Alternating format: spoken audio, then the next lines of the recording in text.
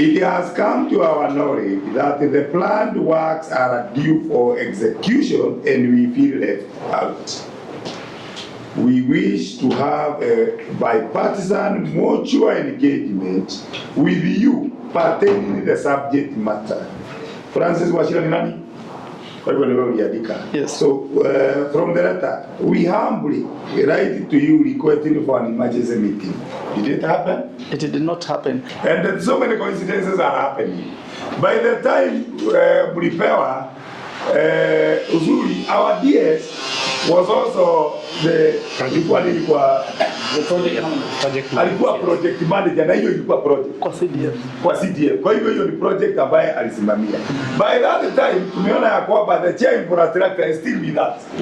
By that particular time ambao mambo iliendelea hivyo, the governor now Susan Kika was a speaker ya bunge. Yes. Na kwa hivyo hii mambo yote itakikani kuwa inatuuma kichwa because everybody was aware of what happened. Na diposa umeona ya the God is good because even at that particular time we still have a member who is our member, Honorable Virginia was also in that assembly. So so many things that are happening here need not to because it has what is called structural na information ambayo iko kila mtu anayo. Kama namna gani? Yes, and just to mention, yes, because I'm the one who wrote the allotment letter to them. So it is you. Yes, who wrote the allotment letter to them. To them, and I signed myself. And in that allotment letter, there was a transition clause in that the CDF does not own the stalls. Yes. The transition was that now the ownership will go to the county government. No, if you can remember, I remember how I came up with the allotment letter. Yes. So that's how now the county ended up licensing. Yes. By the strength, even by the strength of that letter, they applied for electricity and all that. Hiyo ka history tumeipata vizuri sana. That there was a need ya kuempower watu. So CDF ikakuja so that iempower nani? Wananchi. Then from there county ikachukua nayo county ian revenue kutoka kwa wale waliunduliwa. Si tupaka hapo tumefika. Therefore the county ought to, hivyo Mwesha amesema, they ought to negotiate vile mia amesema ya kwamba, na hiyo ni mzuri, ya kwamba si maendeleo inapigwa. What we need to do is watu wakae chini waone hivyo, watembelee waone ya kwamba we need to do this, we still have the traders, we still have mutaro and we still have the roads. Sindio?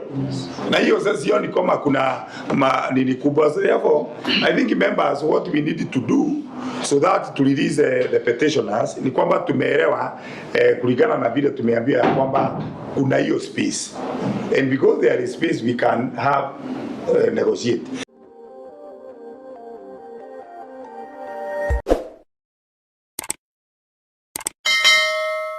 We have a petition from the complainants who are the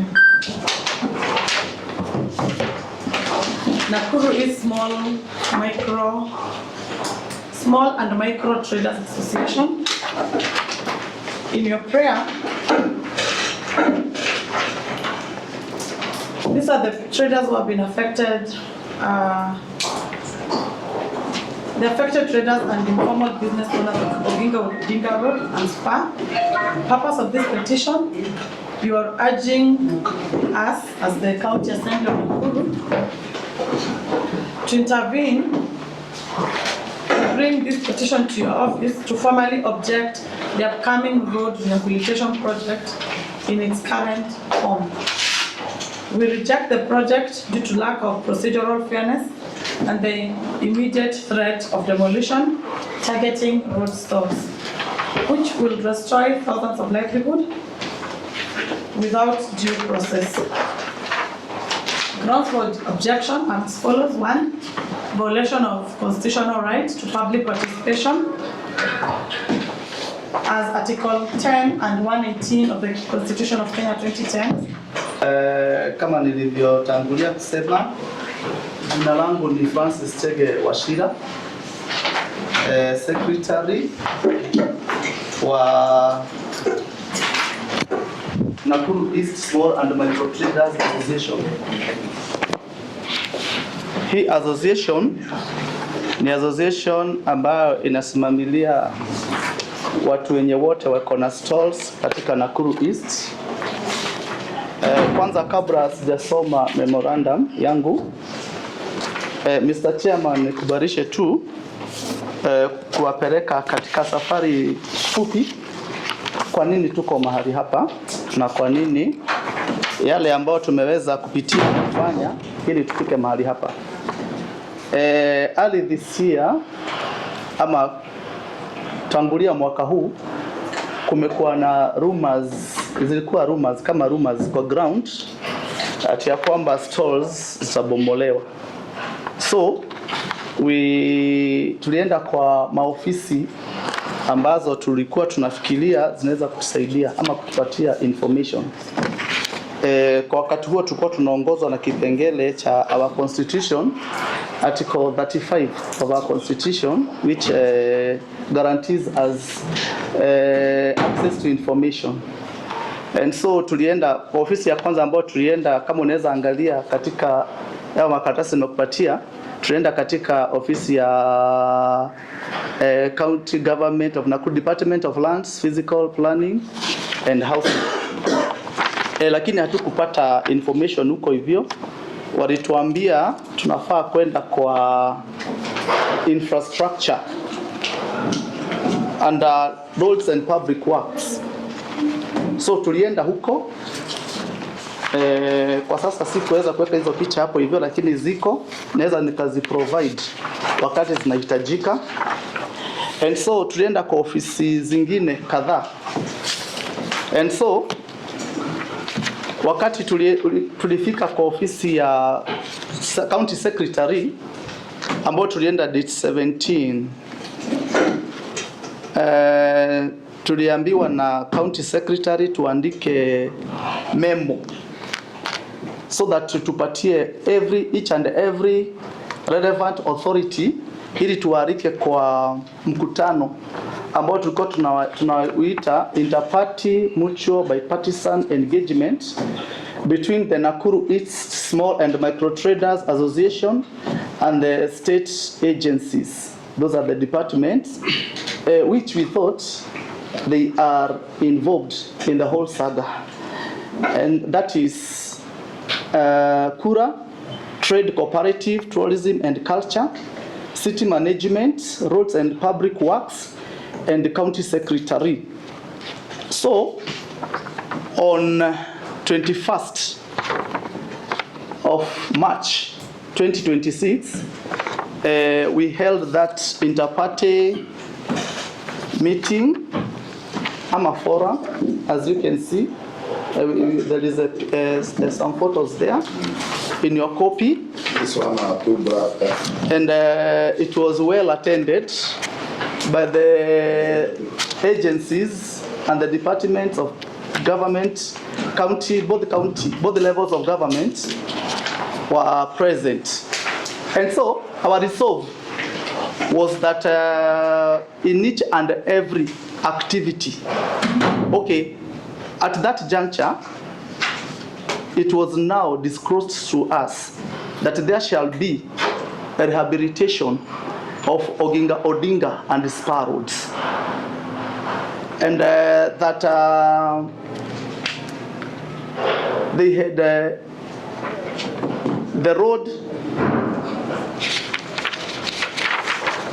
that was going to be constructed. They were still in some very primary levels of executing the project. So we agreed that they were going to involve us. And Sir Nicholas, to be very categorical, I'm a specific, he's the engineer, he's the head of that department, Kura, Nakuru region, Nakuru County. So he assured us that we were going to be taken step to step as much as the road is concerned. So, Mr. Chairman, that did not materialize. So we were not called to any forum since then. And we received a letter that was dated 3rd of June 2026. And the letter was to invite us to a consultation meeting which would be held at Old Town Hall. The meeting indeed happened. And me and my committee and members, we were there. The meeting was held at the Old Town Hall. Date? The date of the meeting was 11th of June. 11th of June this year at 9:30 a.m. Kindly see the annexures. I've already pinned it for you there. And so we are moving to our grievances at that point, because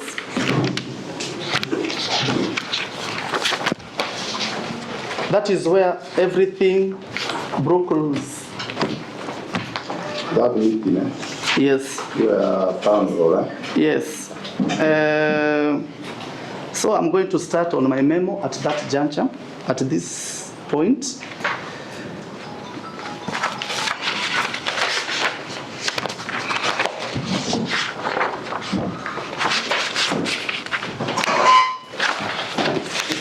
Sorry.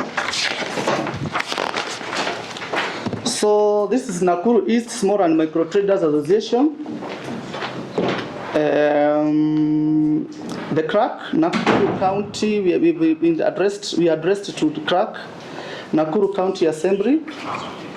This is now the submission of a memorandum regarding the rehabilitation of Odinga Road and Spa roads by Kura and the procedural replacement of local traders. We, reference to the invitation by the Departmental Committee on Trade, Tourism and Cooperatives and Enterprise Development for our association to appear on 11th August, now this is today, 2026 at 12:10 p.m. to furnish the committee with the requisite information regarding our petition.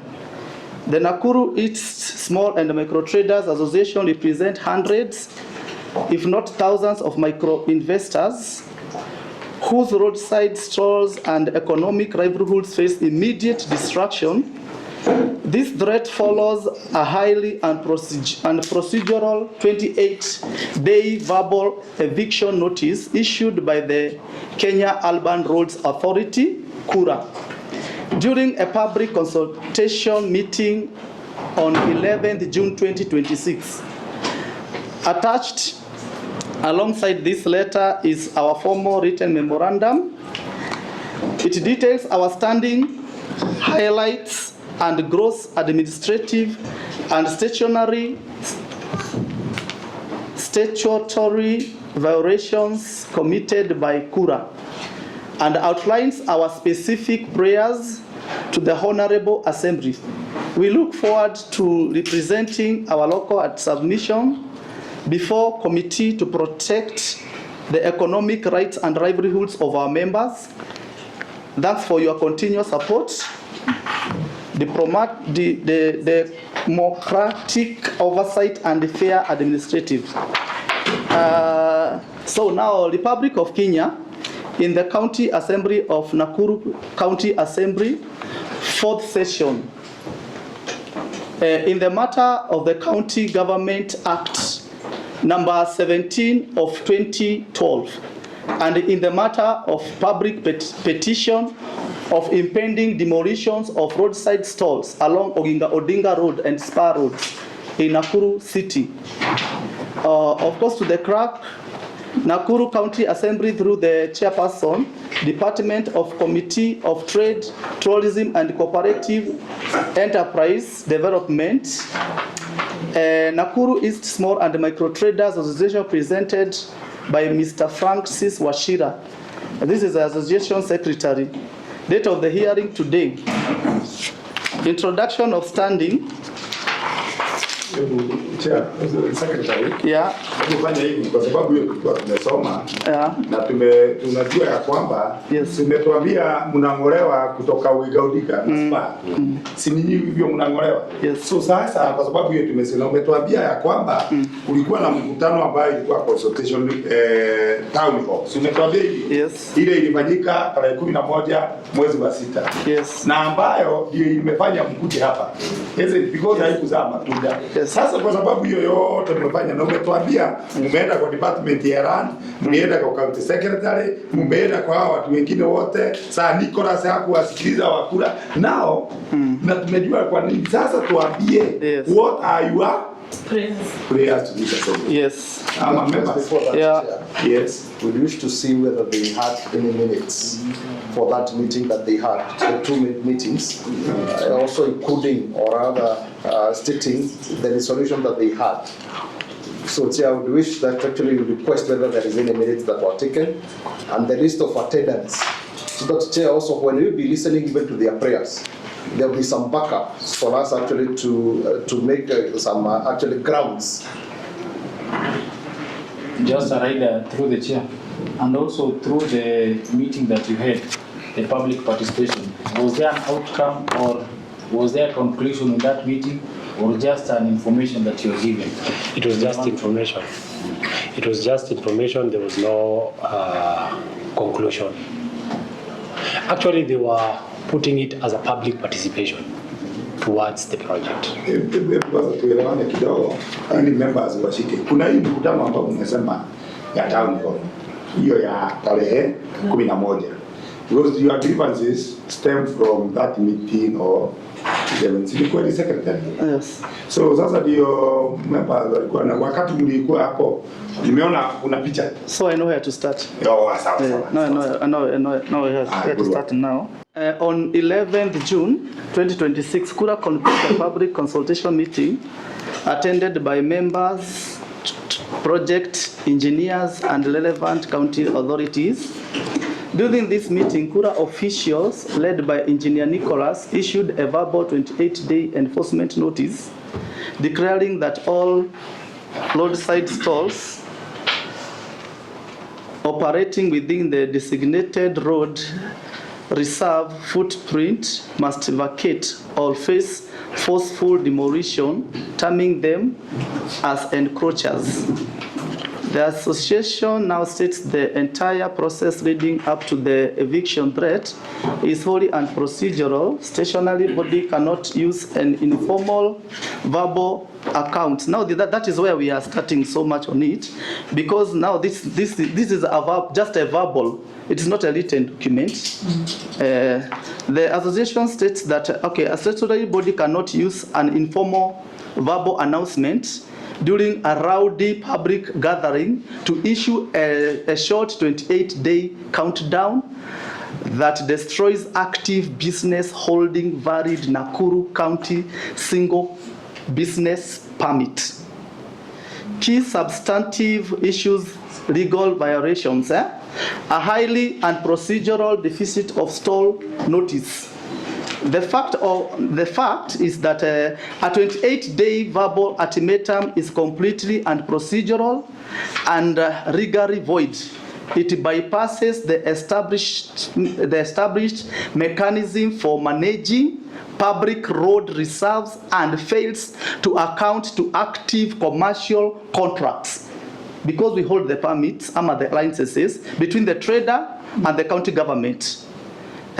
Article 47 of the Constitution and Section 4 of the Fair Administrative Action Act dictate that any administrative decision affecting a citizen's rights must be in writing, highly detailed, and provide a reasonable time frame for transition. A 28-day verbal notice to move fixed structures fails every test of procedural fairness. B, absence of resettlement action plan. The fact is that Kura and the county executive failed to publish or implement a resettlement action plan to safeguard the investment of traders who hold valid single business permits. As I conclude, the law pertaining that portion that I read is that Article 43(1)(b) of the Constitution mandates the state to protect socio-economic rights. Moving forward with demolitions without establishing an alternative market site or transition fund breaks the continuity of trade and destroys livelihoods. C, insufficient public participation and post-displacement mitigation. The fact is that while the 11th June 2026 meeting served as an informational brief regarding the road design, it did not provide a participatory forum for traders to negotiate relocation, timing, or compensation for the lost structures. The law, Section 87 of the County Government Act that was established 2012, mandates genuine interactive public participation in all matters affecting local communities. Article 10 of Kenya Constitution 2010 also provides for sufficient public participation actually before the budget.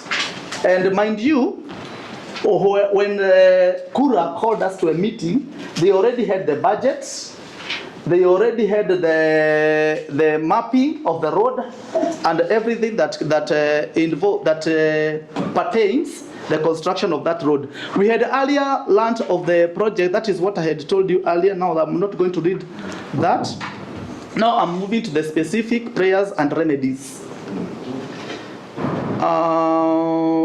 Mr. Chairman, the Nakuru East Small and Micro Traders Association respectfully prays that this departmental committee on trade intervenes to order the following remedies. Issue a cease and desist directive.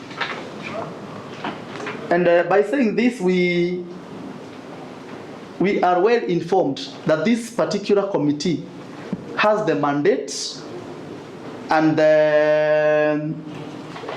the powers that are very suggestive to this matter.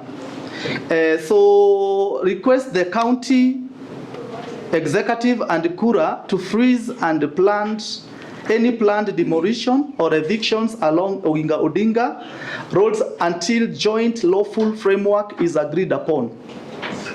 Order a joint multi-agency census, because it was not anywhere done. We had requested for that.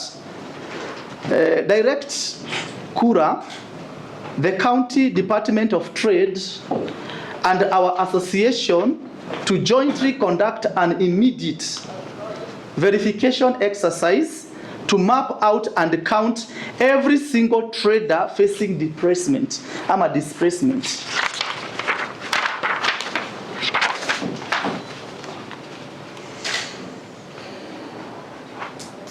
That is condition precedented relocation.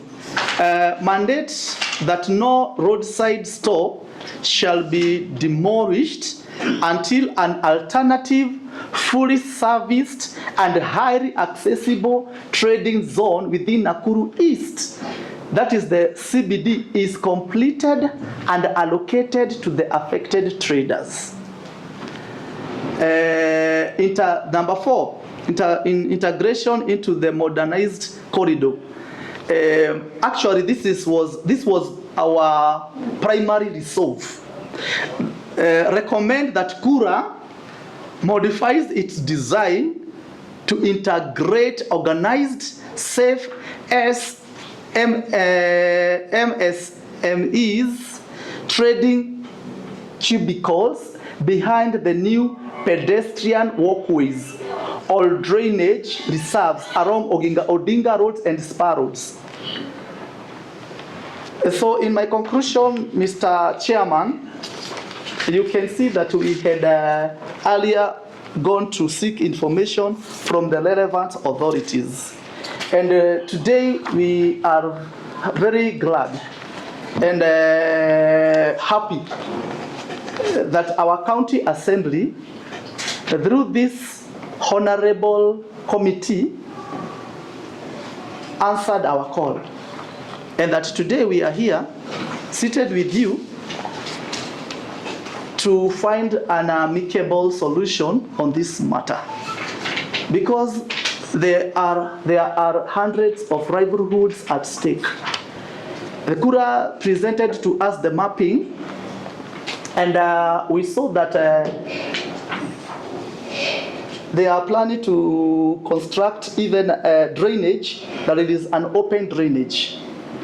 And to add on this, we were proposing that where there is those walkways, the drainage should go bypass so as not to interfere with our traders, and it be there another suggestive design for our traders. It is highly welcome. So that's my submission, and thank you. Kwa sababu ya hiyo kuna maswali ambayo tutakuuliza so that members watapata kwa hivyo hivi tulikuwa tunataka kuuliza so that I invite members ambao wachangie. Number one, hii county hall meeting ni nyinyi mliitwa kama association ama watu wote? Kila mtu. So iliita kila mtu. Kwa hiyo hiyo umesema hiyo mlikuwa mpaka na hao watu wa Kura. Walikuwa waliwaambia mnaenda kufanya nini? Was it to inform you or was it a public participation? It was practically a public participation. It was a public participation. So kindly let us first answer, you call the questions first. Yes. And then we are going to answer. Yeah. Yes. Kwa hii mkutano ambayo ya tarehe 11 members Yes. So that we go together. Hii mkutano ambayo ilifanywa town hall. Yes. Na hii mkutano ambayo ilifanywa town hall. Yes. Ndio mlisema ilikuwa ya motivated. Yes. Kila mtu. Yes. Hiyo ndio nilitaka kujua ni kila mtu ambaye alikuwa na biashara aliitwa ama Yes. ni association. Yes. Nyinyi. Yes. Nitajibu hiyo. Number 2, kutokana na hiyo umesema kulikuwa na mtu anaitwa Nicholas Yes. aliwasomea design kama ilikuwa public participation, mulikuwa mmechangia kwa design. Najua kama kuna design si watu wanaitwa ili wafanye public participation, either they had or so that they be accommodated. Number 2, kuna wakati umetuambia mlienda kwa county secretary. Yes. Akawatuma na mlikuwa mmeenda kwa land nafikiria ni kwa Kiagi, na Kiagi akawatuma kwa barabara, na wa barabara wakawatuma kwa county secretary. Sisi ndio tumesikia. Yes. So sasa tukitaka kujua kwa hiyo mikutano yote kabla hamjetumwa kuna kitu mlijadili. And then umetuambia ya kwamba members waingilie that nyinyi you are licensed members. Hapa ndio department inakujia ya kwamba vibada vyenu ni licensed, so the county inatakikana kuprotect watu ambao imefanyia nini license in terms of engagement na kura na kila kitu. Kwa hivyo hiyo nikitaka kujua ya kwamba what was the county secretary aliwaambia, because nyinyi ni wateja wa nani wa county by the virtue that you are licensed. So members, so that just to interject, hiyo part ya kibanda ni duka. Hiyo part ya kibanda ni duka. Yeah. So members, let us go to the constitution 87 principles of citizen participation. Na hii ni County Government Act ambayo inatutawala sisi, ambayo ni 87 principles of citizen participation in counties, because whatever is happening, it is happening in counties, so that we can be able to argue from there. Number one, citizen participation in county government shall be based upon the following principles. One, timely access to information, data, documents, and other information relevant or related to policy formulation and implementation. So kutoka hapo nafikiria tuko manini number one. Number B, which I think it's paramount to this case, reasonable access to process of formulating and implementing policies, laws, and regulations, including the approval of development proposals. So from what we have heard, siyo barabara ni development proposal, isn't it? Yes. The development proposal, projects and budgets, the granting of permits, and the establishment of specific performance and standard. And the last hiyo nyingine ambayo ningependa ni establishment of modalities and platform for public participation, because what we are concerned with is this ambao wamesema hii ya town hall. So members, hiyo ndio ninataka muangalie hiyo in 91, that the county government shall facilitate the establishment of structures for citizen participation, including information communication technology based platform, town hall meeting. So whatever they have said is that was a town hall meeting. And because it was a multi-agency, it was a multi-agency. That means that the Department of Infrastructure ilikuwa iwe pale, Department ya Trade ilikuwa iwe pale, na Department ya Lands. So and then the traders themselves. For the budget preparation, notice board ETC. So now from that angle members, ili waweze sijui kama watajibu nini mweze kufanya nini ama mtaweka so that you add or subtract. Chair, yes. I don't want to overrule you in that direction that you want to give us. But Chair, the cardinal principles of demolition, but still also governance and protection. Look at Article 177 of our Constitution. All the principles of demolitions guards them, and they are not supposed to be discriminated, or rather also not to be processed in a fairness, or rather fair administrative procedures, and so on and so forth. And therefore, Chair, the case is waiting, and this case, Chair, also calls for further interrogation, and that's why Chair want to come in, so that as Chair we can be able to see how we can be able to protect them. And number one, Chair, I would really wish to know how the traders came to be into those the streets. Were they given allotment letters by the county? And if they were not given allotment letters, Chair, how many traders are we talking about? Are we talking to an institution that owns, or rather an entity that owns the whole thing, that, for instance, that association, or it is the individual members with their specific allotment letters that were allotted those space, Chair? So that, Chair, from there, Chair, we can now be able now to go to their prayers, so that we see if they have allotment that they were allotted by the county cannot just come and demolish, Chair. It means they ought to be given an alternative place to go. So therefore, Chair, I would really wish to know whether they have their allotment letters and how many lockups or other stalls we have in that lane. And also, Chair, because also they are here, as they're also giving their alternatives, they are the residents of that Nakuru town east or other town. Where else do they feel that they ought to be taken? They suggest, so that when the committee will be retiring, Chair, we'll be able now to determine and also to see how that process can be taken smoothly, Chair. Number three, Chair, we also need to protect them from harassment from external forces or individuals. Rather than actually one day waking up and telling people you're going to demolish, there are parameters of law that requires sufficient time frames to be given to individuals who will be vacating a certain place. Therefore, Chair, I would wish and I would prefer to know how they came to be, allotment letters, if they don't have, Chair. So first of all, we see how they can first of all be allotted before they move. Any other Mtajibu tu, andika tu mtatuambia. Member, kuna mwingine, kuna anything that you want to add? And na kwa wakati huo kuna MCA wa area Fadhili, kuna bahari ametumwa na assembly, kwa hivyo that's why he is not here, but na pia ni member wa committee. Yes. Yes, Chair. I want to interject and say that this matter that Honorable Joguna is saying, I just want to give my view on that, because I happen to have engaged the traders when I was the CDF, and most of these lockups, and especially the Odinga ones, all of them, they were built using the CDF fund. And I remember as the manager, there was a letter that I was issuing to each and every beneficiary. So they are not by, they were issued by the government, and government money was used to place these traders there.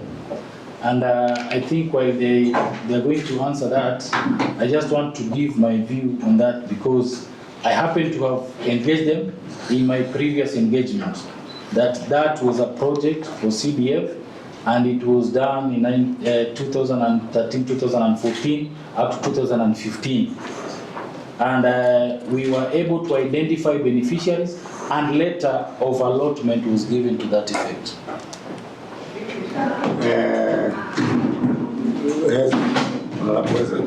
Unamweka mkono juu. Unajua wewe ulikuwa, and in fact, Chair, before my senior comes, before we did the project, there was a petition that was done to this honorable house, and it happened that now the chair, then he was the chair, wrote, we appeared to his committee and we gave his view. So it's good when he talks. We have interacted as the chair wrote in the first assembly. Yeah, ni kweli wakati hizo vitu sports zilikuwa zinapatwa ni kwa shareholders, lakini kuna kitu kiliingia katikati ya watu wa kura, tukajaribu wakajaribu kusema tu hiyo ni route reserve tunapatiana, lakini tulienda kwa mkutano na tukakubaliana hawa watu wanaweza jengewa hizo stores. So sasa Mheshimiwa Heze, he is also our chair of IT. That means that the whole information ambayo uko nayo tukita kulikuwa na minutes, because umesema by that particular time hakuna mkutano unaweza fanywa bila minutes. So unajua zinafikiri mnaona tunaendelea mzuri. But number one, most of the questions that we wanted answers imekuja kupitia wa deputy speaker. Akasema wao ndio walijenga. Anything that has been built by government money, unaona, na ilijengwa wakati huo, si pesa ya serikali. Then kukakuja ya kwamba nyinyi si iligo. Yes. Nyinyi wa licensed. So the county is there to protect watu wao. Is it? Yes. Then from there tukaambiwa hata hii kuanza leo kukawa na chair ambayo walifanya mkutano na kura. Yes. Na wakaagiri. So if there was by that particular time nyinyi hamkuitwa, is it? Ni serikali ilifanya kazi na serikali. Yes. Serikali dogo ikaita serikali kubwa, wakaagiri ya kwamba wale watu wanatakikana watolewe bottom wapelekwe up. Na hiyo ni policy ya serikali. Unaona? Hawezi tena wakati wamefika up tena warudishwe bottom ili tuweke policy ya kuwapeleka up. Ama namna gani? So sasa hapo ndio hapa na anataka kuja. Can we get the minutes so that from now the minutes we escalate the case? Kwa hazard kamili. Kuna hazard. Yeah. So ile kitu ningesema hakuna serikali ingetumia pesa nyingi sana zitumia kutumia hizo nyingi bila mipangilio ya pesa. Hakuna serikali ingekuja tu ianze kujenga stores kwa barabara bila majadiliano yoyote, na ni vibaya sana sasa kura kuja saa hii kusema for about 13 years. Exactly. Hiyo kitu ilikuwa 2013. Serikali ya Kennedy Mbogo. Sasa kura ikuje saa hii ianze complain ya kwamba ati hii ni barabara. Walikuwa watu for 13 years. Na pesa za serikali zilitumika, na sio pesa kidogo. Bwana DS, it was a lot of money by then. Hata nafikiria hata county government ilichipi. Kama siko makosa, kama mahali nilisikia county government ilichipi kusaidia kujengea hawa watu. Hizi stores zote unaona huko barabarani. They are not illegal. Yeah, they are not illegal. Sababu mbona serikali itumie hizo pesa zote? Wale jamaa wa kura walikuwa wapi?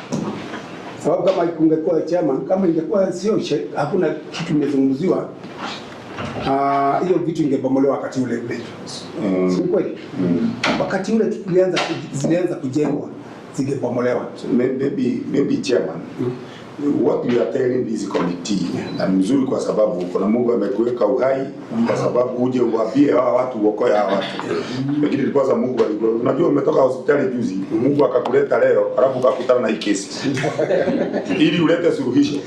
So kile ambacho tumejua ni kwamba there was a government to government agreement on bring the stores. Na maana kwa sababu kesi tuna kesi na nyingine, isn't it members? Wakati hii barabara inajengwa hii ya Lilondi, hata wale wako hapo, ninaona ya kwamba kunaitwa mkutano, wanaambiwa, wanaagree on the way forward because people are katagi development if they are involved. Yes. Isn't it? And because watu wako na license, hivyo ndio wanatuuliza tufanye that they are wao waachilie kuachiliwa kula, wadili na kula directly. I think that's where the prayer is, that the county should protect them because the structures belong to them and the license belongs to them. Hii kitu hata sio ya hawa, hii stores sio za, hata kama wamepatiwa license ni za county government na serikali kuu, sababu wao ndio wanatumia nini pesa zao wakapatia wafanyi biashara. So the best thing ni to defend hawa watu, sababu wasibomolewe. Wakati wabebomoa hiyo nyumba ni pesa za serikali zimeharibiwa, na serikali inabomoa. Ili nipatie sababu hapo bwana chairman ndio tungekuwa na right kubwa sana kabisa. Kwa sasa umesema chair, ngoja tuone who are invited here. When I invited the petitioners, I did a letter to the city manager, Nakuru County City Board, the chairperson, Nakuru County City Board, and the CCM Trade and Tourism. Yeah. That's the petition. Unasema namna gani? They have not. Sasa huyu unasema waziri hajakuja. Unajua mambo ambayo tunataka tujadili is that the good thing kwa hii kesi ni kwamba chair wa infrastructure by then ako hapa. Isn't it? Yule ambaye alikuwa mwakilishi wa bodi hiyo sasa ndiye waziri ambaye anatakikana kuprotect wale watu walipatia nini, because hawa watu si watu yake, the voters by that particular time. So just before we come to because we become through, so the meeting is not properly constituted. Kwanza before we go there, kuna ile mambo ambayo kwanza wacha before you cut the meeting short. Thank you, Chair. I cannot cut the after this and honorable members of the public. Yes. But I want also to evoke something to be glad to be here. No. Kabla hakuna kunywa maji kwanza anakula nyasi. Sasa wacha kwanza akule nyasi. Asante sana Chairman. Mimi yangu nilikuwa nataka kujua because one we wanted to know wakati niliingia pale kama sasa either individual kama association was there any agreement yenye mlipewa, na kama kulikuwa na agreement ambayo mlipewa, was there any notification that mnaweza kaa hapo kwa muda fulani then mtakuja muondolewe? Kulikuwa na kitu kama hiyo? Technically, yes. Agreement between who and who? Technically there was an agreement. Ndio sasa beneficiary hizo biashara, na sasa county government ndio sasa sisi ndio tuna license then the barabara the way it is now it is belong to the kura, isn't it? Now because sasa ndio mko na benefit na hiyo biashara ambayo imewekwa hapo, hizo bana ambazo Mheshimiwa Gendo anasema zilijengwa na CDA. Nyinyi kama wale beneficiary ambao mlipewa hizo vibana ambao mko hapo mpaka saa hizi, was there any documents yenye mlipewa mkaonyeshwa ati hii mkikaa kwa muda fulani mnaweza renew that contract again? with either county government or either the Kura themselves? Is there any? No, there was actually your barua tulipatiwa na CDF sasa for you to be legally owning the stall, okay? But time period hakukuwa. Okay, hakukuwa na time period. Again before I finish. Again tulikuwa na shida moja kwamba whatever is granting us those letters are offices that come and go politically. So tunasema sahi whomever is CC Trade ndiye alikuwa MCA by that time. So unaona kila mtu anakuja, polisi yake inaacha hanging, the other person comes into office, neglects us. Because by the time Honorable Kinuthia Mbogo was going, we were supposed to be given allotment letters for those stalls. But unfortunately, he never came back for second term. So whomever came back who was leaking and Njui washed under the carpet. So shida ile tuko nao kubwa, that's why we are coming to this committee, is for you to defend us, because tumekuwa tunaacho katikati. So most of it is written, but at some point it's shelved. Because each and every other time kuna kuja a new different dispensation. Mr. Chairman, kama taongea kwanza, acha before that I can interject on that because I had committed to touch on that. Mr. Chairman, while we were waiting that we get some defensive mechanism, maybe from you at the assembly. Mind you, we had CC'd this petition to a lot of agencies, and the relevant agencies that being mentioned here, we referred to him as well. That is the Office for Trade, and there was nothing that availed from it. That Office of Trade, be it that being that the occupant of that office was the MCA when these stalls were being constructed. Now we wrote a letter to Madam Susan, our governor. We wrote a letter to Governor Susan, which is within those. This one dated 26th March. It was dated 26th March. Let me read Reverend City Planning in regards to our business of the team species. Iliandikwa 26 March 2026. How many months? 3 months. 5 months. Miezi tano. The content, subject, infrastructure, featuring roads and drainage rehabilitation, expansion and repair. We humbly write to you requesting for an emergency meeting. Nataka members we will underline. It has come to our knowledge that the planned works are due for execution and we feel left out. We wish to have a bipartisan mutual engagement with you pertaining the subject matter. Francis Wachira ni nani? Kwa hivyo ni wewe uliandika. Yes. So from the letter, we humbly write to you requesting for an emergency meeting. Did it happen? It did not happen. The reason why I've brought this forward is because our chairman here has referred to the need that we had earlier to have our stalls given an allotment letter. And during the campaigns, Governor Susan promised that she would provide us with allotment letters. So we wanted to go to her so as to remind her about the promise to allot us, but it did not materialize. So members, kuna mambo sitaki tuende sana kwa sababu already there was that meeting, it never happened, and so many coincidences are happening. By the time mlipewa uzuri, our DS was also alikuwa project manager, na hiyo ilikuwa project kwa CDF. Kwa hivyo hiyo ni project ambaye alisimamia. By that time tumeona ya kwamba the chair infrastructure is still with us. By that particular time ambao mambo iliendelea hivyo, the governor now Susan Kika was the speaker ya bunge. Na kwa hivyo hii mambo yote itakikani kuwa inatuuma kichwa, because everybody was aware of what happened. Na diposa umeona ya the God is good, because even at that particular time we still have a member who is our member, Honorable Gijini, was also in that assembly.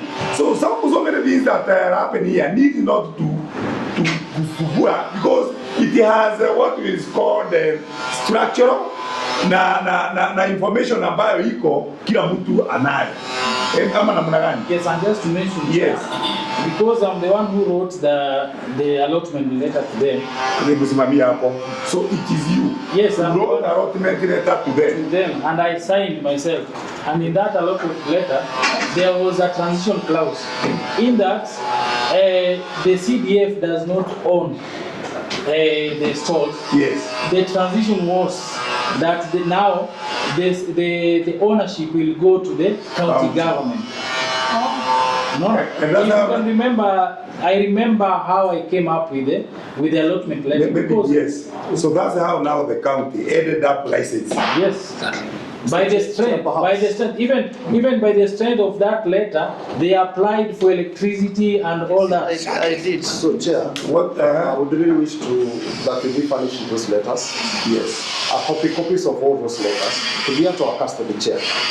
This is part of their protecting the Chair. So that the Chair, because I know and we know some kind of forces are sometimes some individuals from certain quarter uses, but it will be good and prudent for us to have all those to be affected. Their letters to be available to this committee as we'll be writing the report, so that they can be annexures of that report, so that we can also be able to form the basis of argument and recommendation from those letters. That's why Chair was requesting whether there was any allotment. And not because the owner of the report is here. So we wish to have it, Chair. Now, Chair, allow me now to come now to the one of the issues that I was raising. Chair, in this meeting, we only have the petitioners. We want also to have had the other party of the executive being here. It's either, Chair, they are undermining this committee and undermining you and undermining the members of the party. They ought to be in this meeting. So, and Chair, how I wish at least one of the entities here, maybe the city management. If the CC was not allowed, the city management ought to be here. So, Chair, this is actually food for the thought. Just write it somewhere, Chair, that we also need them to appear before this committee before we release the report, so that also we can hear from their side. And Chair, also to be included, we also need Kura. The Chair, because we have also been given the powers of the High Court to summon any and every person before our committee that we feel can give us information. We do also wish the Kura representative also to be before our meeting at a time that, Chair, you can actually schedule, so that at least all those entities, together with them, perhaps we can also hear from them. Then, Chair, when we've been recommending, Chair, we put into the interest of these people, because I know the economic challenges that currently we are all facing, so that, Chair, we can also give them some reliefs. And those reliefs, Chair, to know the way forward, and so that actually, Chair, we can be able to progress. Maybe before we go, when were these 28 days lapsing? These were for 9th. And it was one meeting. When was it ended? 9th July. 9th July. So it has already lapsed. And we have already felt the effects. So because there is a route between Muko and already kuna stalls zimeondolewa and they are doing a road. So it's just a matter of time before they reach to us. So but that is a different project. We want that one of the subject, the road that the petition is the subject matter. Mr. Chairman, what has been reported to me by the members, it is that they've been seeing witnessing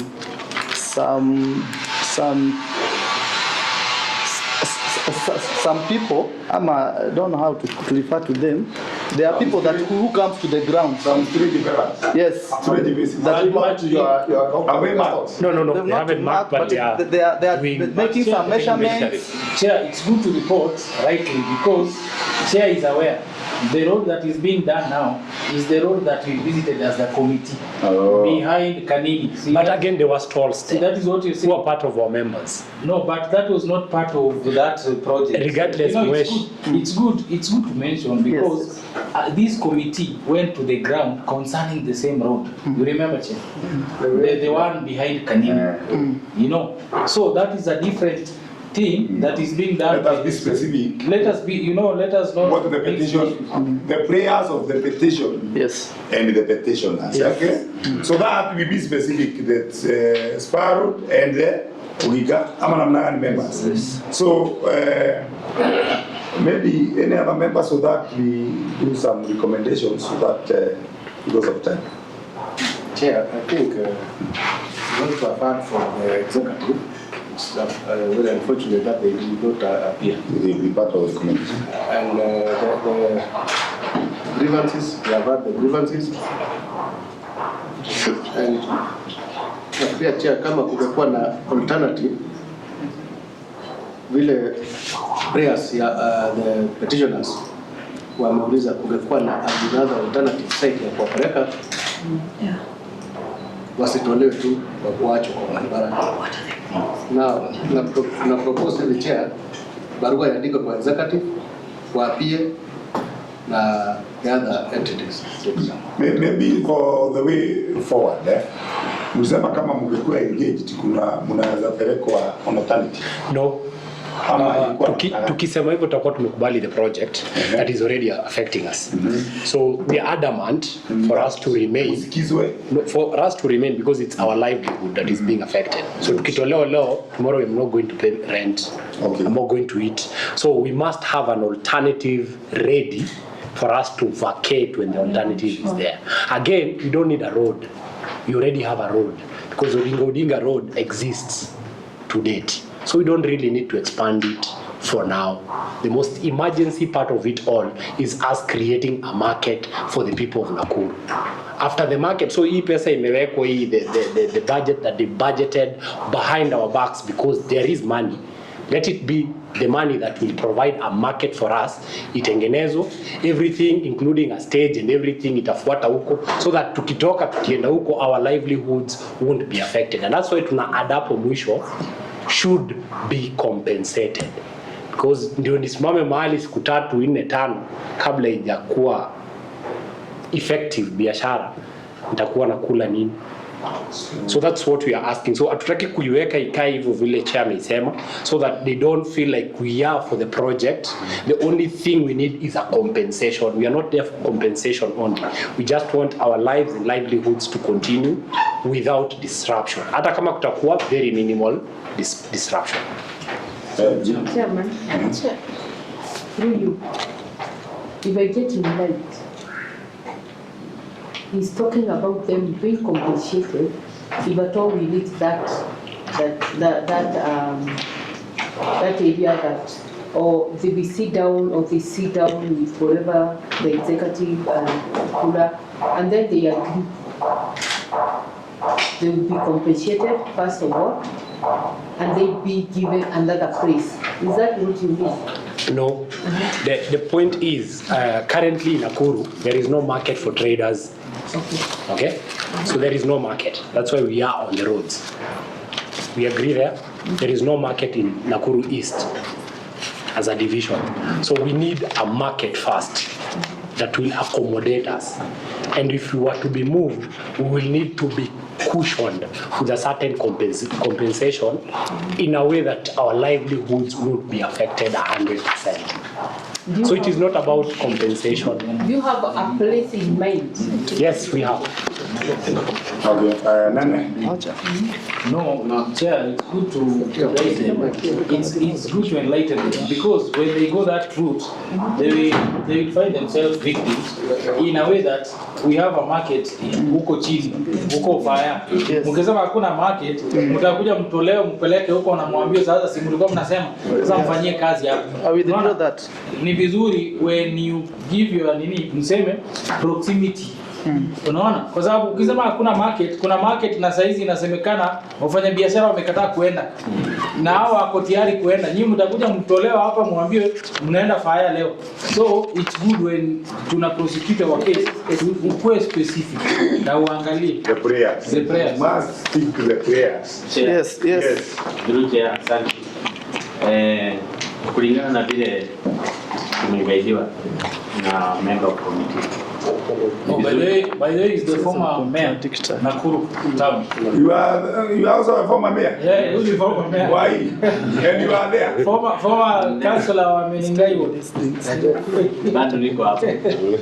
Na sisi pia tulikuwa na minute wakati CDF wali request kwamba wapate hiyo space. So bado kwa county kuna minute ya the same.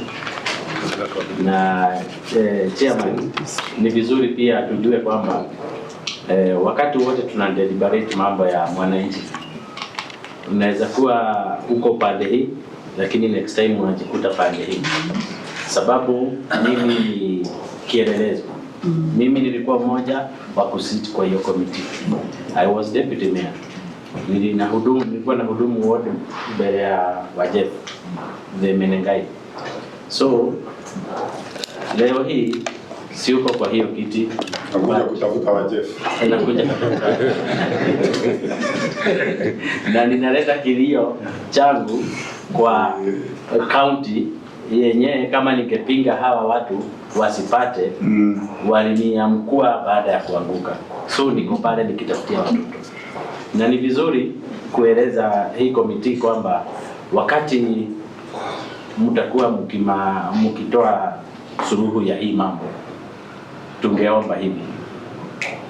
Kwa hapo penye tuko, kusema kweli kama vile member amesema mumetembea pale, kuna nafasi kubwa sana. Manake kuna mtaro, kuna walkway na kuna space. Fenye hatupingi hii barabara sababu ni vizuri tuongee ukweli kwamba tukienda na njia ya kupinga barabara maendeleo, kusema kweli tutaruhusu, si ni kweli? Tutapoteza. So tunaomba hivi, sababu kuna space, afadhali tusikuziwe nyuma kidogo. Hii mtaro ambaye inatakikana ya kupitisha maji na pia panahitajikana pakuwe na pathway, hizo mbili zinaweza kuwa merged. Yes. Mtaro hapo juu ikorogwe ikwe ndio pathway. Tumecreate another space. Kama duka zetu zimesonga mbele, turudi nyuma kidogo, tupeane space ya kupanda miti. Sababu mimi ile najua ni kwamba baada ya hizo miti hata kungolewa patahitajika miti pia kupandwa. Na tukicreate space hivyo, sote tutakuwa sawa. Barabara itakuwa, pathway itakuwa, na sisi sote tutafanya biashara. Tungeomba hii committee iweze kuconsider kwamba tunahitaji space pia kufanyia kazi na kuna space tukijipanga vizuri. That's why tulijaribu kupata mkutano kwa governor, hatukuweza. Our secretary amewaonyesha vile tumetembea. Tumejaribu hivyo vyote, lakini hakuna committee hata moja imefika kwa ground tukua pamoja tuwaeleze na wajione. So tunaomba hata hii committee kama inaweza kufika kwa ground iweze kuona kwamba kuna space ya maendeleo na kuna space ya biashara. Maybe nane. Nilikuwa nauliza kuna huu mkutano ulifanyika tarehe 11. Naomba kujua what did Kula say? On that particular day, walituonesha the road design practically, what the road design will look like, and they affirmed to us that it will be a dual carriage.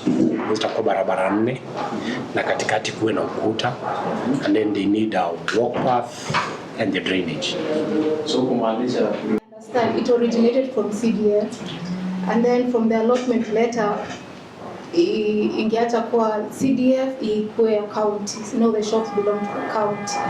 Nataka kujua to the chair, was there an official handover from CDF to the county? Anasema kulikuwa na transition. Yes, there was a transition, and I remember by then the CEO alikuwa anaitwa Edith Kimani. There was a very smooth transition that was given from the CDF. Ours was just to provide the money, but the ownership of the store was to be done by the county. And I did a letter to one Edith. So I wanted to Edith. Yes. Edith Kimani. Yeye alikuwa CEO wa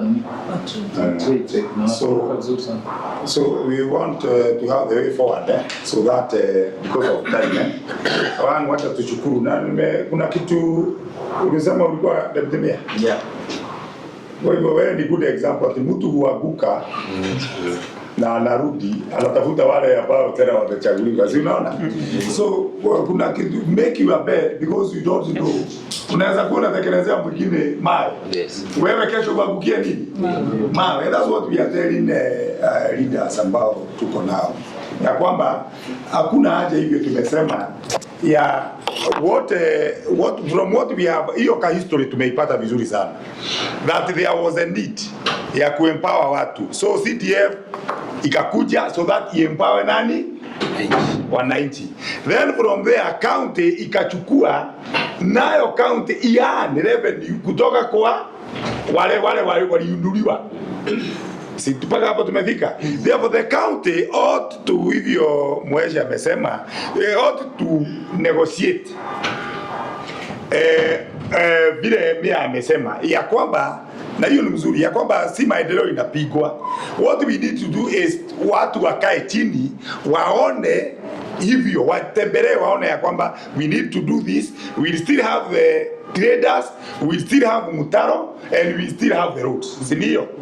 Na hiyo sasa sioni kama kuna nini kubwa. So therefore I think members, what we need to do so that to release the petitioners ni kwamba tumeelewa kulingana na vile tumeambia kwamba kuna hiyo space, and because there is space we can have negotiate.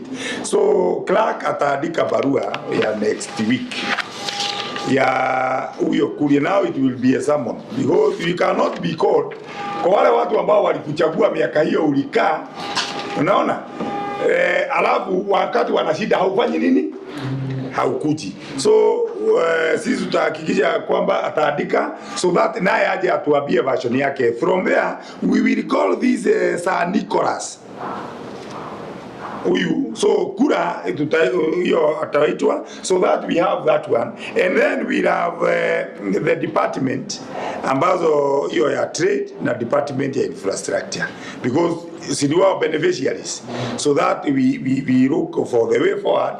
Alafu tutatembea huko, alafu na nyinyi tutawaambia pahali tumefikisha. It is good because sasa mumeleta kesi kwetu na mumeleta kesi kwa committee nayo itakaa chini iangalie so that ipeleke nayo kwa bunge, kwa sababu nayo bunge ndio ina make laws isn't it, so that we know what to do. So therefore maybe the way forward na members muta on the way forward. Nilikuwa naomba inawezekana kabla tuite hawa tuwe tumeenda ndio tuelewe vizuri. Tukiwaita tumetembea na tumeona hizo barabara. Kuna sisi vile tutafanya, that's why tumesema waitwe, so that you see there is one way of solving the case when we all now merge together, because sisi wote ni wa county, hawa ni watu wa county hii, sisi ni wakilishi wa county hii, ama namna gani? Serikali kuu ni ya wakilishi. So if we can come together, tuwe na waziri, tuwe na city manager, tuwe na watu, alafu sasa wakati tunaenda tuende tukiwa kichwa kimoja kuambia kura. Sisi kama members umepata that the county which agreed, ukumbuka hii kitu ilijengwa na national government ikapatia county, so the county ni nyinyi, sisi na executive. Ama namna gani? So that now we negotiate on your behalf Nakuru. Ili to create hiyo space ambayo inasema. And because we have been saying we are going to Singapore. Singapore haimaanishi atuweke mtaro ati maji inapita na jua hakuna kitu. Ama namna gani? We must start by bringing that Singapore there. So that mtaro ipite chini, wao wapite footpath ipite juu, maji inapita chini. Alafu hapa kando muwe mnauzia wapi? Muwe mnauzia hapo. So those are the things that tutakaa, tukae, tupagane na county na tutaambia kulia. The good thing nimekuambia kila mtu yuko wapi. Mpaka huyo governor alikuwa speak. Kwa hivyo whatever ilijadiliwa na alienda naye akafanya nini? Akasikiza ikijadili. So everybody na vile tutasema kama committee tutaita hao. So after tumewaita to agree, sasa tukuje kwenu ya kumatch as one party. So that now we talk to Kura as a county government of Nakuru talking to Kura, tukiomba ya kwamba hizo vitu zikuje hivi ama namna gani? So ikija hivyo tutapata nafuu. I don't think kuna hii haja ya push so, kwa sababu amukatai development. Kila tu tunasema ni kwamba can we be part and parcel ya hii development, tuone kama tutapata space. I think hapo hakuna. So Mr. Chairman, sababu tulikuwa kwa giza kuu kuhusu mambo hayo yote na hofu yetu kubwa ni tuamke ama tusipigie masimu ya kwamba traders wetu duka zao zinaangushwa. So, kwa hivyo ningetaka utupatie hakikisho ya kwamba mtaintervene kwa hayo. Ngoja kwanza. So wakati tunaandika hiyo tutauliza, because 28 days imelapse, we still write so that there is time, tupatiwe time, isn't it? Yes. Ili wasikuje wakisema kwa sababu hata hatujapata hiyo notice, isn't it? Yes. So that between county na they talk on your behalf. We will do that. Yes. We do that, then we communicate. Yes. Yes, Chair. And I would also wish to know whether in that meeting, whether your representatives were called into that meeting that you had at on 11th. We were there. I've provided the letter. The member of the county assembly was there. The member of county assembly was there. Fadhili was present. Was present? Yes. The good thing is also a member of this call. Yes. Even Honorable Kuria, Honorable Davanja, yes, they were present. Chair, and the MP. Yes. Additional prayer. All the stores owners in this town ought to be given a fresh allotment to avoid future commotion. So that could be now an additional prayers to them, so that at least we can also calculate an division from the external, because we have also mentioned that in other routes or in other streets there are also some demolitions that are going on. Yes. So we wish that, Chair, as you also be rating that report, let that also be part of the recommendation to the county that all individuals who owns the stores in town to be given the allotment letter, so that when they actually be pushed from that area, there are proper mechanisms are supposed to be in place to make sure that those people are not going to suffer. So what we have agreed the way forward is that wale watu ambao walikuwa wameitwa na hawakuja, CEC, clerk, I think you are noting that, Kavaja huyo manager na chair wote waje hapa Tuesday. Then on top of that we want the county secretary because they were there, so that tuone hiyo mambo itakuwa namna gani. Alafu tuwe na CEC wa infrastructure and runs. Then tuwe na CEC na CEO wa lands. I think you have noted that. So by Tuesday tuwe na hawa watu wote hapa, so that now we march forward. The resolution that we will get from there, it will be communicated before it is tabled to the house for debate. Sijui kama hiyo ni mzuri. Mr. Chairman, we are most obliged at that point, and we are holding to it that to may adapt your number 4 of our prayers. Chairman, nilikuwa nauliza kidogo tu kama hawa because already notice expired. Tumeomba extensions of that notice. The notice has not expired. We have notice. Yes. Notice here. Ilikuwa Tumesema the notice to nini kutoka hapo. Oh, it was verbal and it has already elapsed. What we have said, hebu dakika moja, so that we don't go back and forth. Number 4. Because we have already digested that one. What we have said is this, that we write to our agencies. Tumesema hivyo. And then unakumbuka nilisema tutaandikia huyu saa Nicholas Kura. Yeah. So that atuandikie yeye tumwambia kwamba because there is no letter, it was verbal. So unaona? Therefore hana, so that sisi sasa from the county we will now deal with that one. Hata yeye tutamwambia aje kwa mkutano gani hiyo ambayo tutakuwa, so that if we can give you, tukiwapatia what we have agreed depending on your prayers, see the better. Yes. Yes, if we can agree that sasa wakati tukishafanya hivyo ile tutaenda tu site visit, so that whether we need adjustment tuone ni hapa na tuagree. Yes. Ama namna gani? So we will also utaandikia huyo Nicholas through Kura atapatia hiyo meeting ya next week. So after we have next week is so we have Monday up to Friday. Yes. Can you give specific dates, Chair? So for the purpose of them and ourselves. Siku ya committee. Which dates? Tuesday. Jona, I think that wakati uko hapa unajua when we sit. It's a day like this one. But it's not legal, Chair. You must pronounce it, Chair. Oh, can be binding. I'm now legalizing your common knowledge. Chair, I want to know how many members are in the association? Yeah. How many members are in the association? Directly or indirectly? Both. Sorry? Both. Yeah. Over 2,500. 2,500? Yeah. Yes. Are there women in that? Do you have women? None. And why don't we have representation? Very few. We have women. They thought they were coming, but they did not come. It was only that they did not appear. They did not come. They did not come. We have women even in the committee, but they were not present today. And also people with disability. People with disability, we don't think we have people with disabilities in our committee. They are only being disabled by the government. So they are disabled by constructing the Chair. Yes.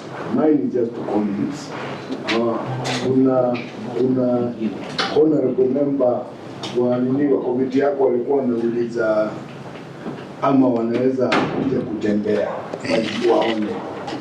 Mimi vile ningesema it would be better kama mungekuja muone the ground, muone vile tunafanya, because I remember mara yangu ya kwanza kuja nilikuja na nikaingia parliament na kulikuwa na misunderstanding wakati tulikuwa tunajengewa na kulikuwa na combat committee, na hiyo committee ilirudi ikakuja to the ground, ikakuja ikaangalia na tukaongea tukawaonyesha, wakatuambia sio kulikuwa na that mambo ya kupigana kuta jengo sijui nini, lakini ndio mambo hiyo ya nini ya kura ndio ule mzee alisema waliongea na wakapitisha. Nilikuja kwa hii parliament kuja tukaongea tukasikizana na wakakuwa specific wakakuja kwa ground ndio waone ile mambo yenye wanaambiwa waone ama itakuwa sawa. Tulikuja tukazunguka, so unajua at times ya watu wenye tuko nao wanajua kuruka sana, wanaweza kuja wanakuambia tu kwa tukisema ni hapa ni wasonge pale. So mimi ningekuwa anachira Hebu nikukatize kidogo. What we have agreed, nataka kurudi nyuma. Tumeagree after we have come here on Tuesday to agree na wale. Sasa tutakuja kutembea for the purpose of solving, not for the purpose of building a case. Are we together? Ndiposa tungetaka tuwe kitu kimoja, ili sasa tukija kwenu kama beneficiaries tunakuja na jawabu. Na ile tutataka modification tutafanyia kwa nyazo. Sijui kama Umeelewa? So, na wakati mwingine unaona huyo umeita mzee sasa akiwa hapa anaitwa honorable member. Hata akiwa mzee haoni honorable member. So now because we have deliberated na tumesikizana sasa even on the way forward.